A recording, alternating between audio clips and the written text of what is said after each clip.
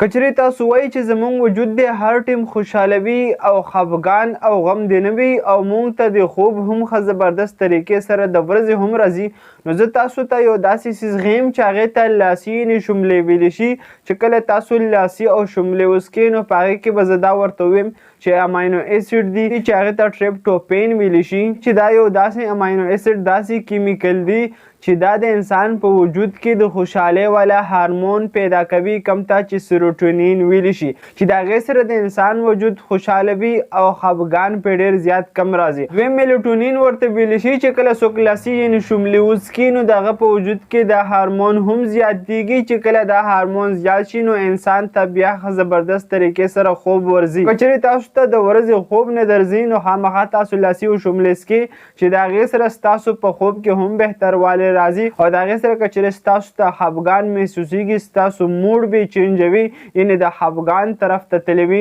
نو خامخا لاسي څکئ یعنې شملې څکئ چې په هغې کې میلټونین او سیروټونین ورته ویلی شي. دا هارمون دی چې د انسان په وجود کې زیاتېږي او ستاسو په خوب او په خوشحالۍ کې ورسره زیاتوالی راځي. او د دې په مخالف باندې چای دی، که چېرې تاسو چای څکئ نو په هغې کې کیفین دی او تایوپایلین دی، چې کله انسان چای وڅکي نو د هغې چې کم برین کم مازغه دی کم وجود دی هغه الرټ کړي، سټیمولیټ کړي یعنې رابیخي کړي. که چېرې تاسو وایئ چې موږ ډېر زیات کار وکړو او د وجود نه ډېر زیات کار والو او موږ ته د خوب نه راځي، نو په دې ټایم کې تاسو بیا چای څکئ، ځکه چې په هغې کیفین او تایوپایلین ورته ویلی شي، هغه چې دا د انسان کم برین کم مازغه دی هغه الرټ کوي او هغه ته بیا خوب نه ورځي. که چېرې تاسو وایئ چې زموږ په موډ کې بهتروالی راشي، خوشحالي دې راشي او موږ ته د خوب راشي نو تاسو لاسي او شملې خامخا څکئ. د هغې د وجې نه زموږ په وجود کې میلټونین او سیروټونین زیاتېږي چې ستاسو په وجود کې بیا خوشحالي هم راځي او د خوب مقدار هم بهتروالي طرف ته ځي. نو که چېرې دا ویډیو انفارمیټیو وي خپل فرینډز سره شیر کړئ او دغه شان میډیکل انفارمیشن دپاره زموږ سره اوسئ. شکریه، الله حافظ.